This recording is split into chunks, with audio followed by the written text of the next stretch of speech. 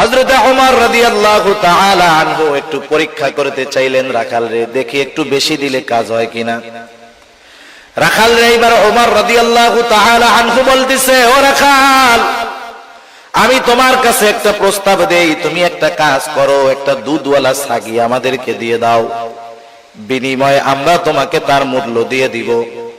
এতে আমাদের দুধের দ্বারা তৃষ্ণা নিবারণ হবে, গোশতের দ্বারা ক্ষুধা দূর হবে। তোমার মালিক যদি তোমাকে জিজ্ঞাসা করে যে ছাগল কোথায়, তুমি বলবা একটা নেকড়ে অথবা বাঘে আক্রমণ করে ধরে নিয়ে গেছে।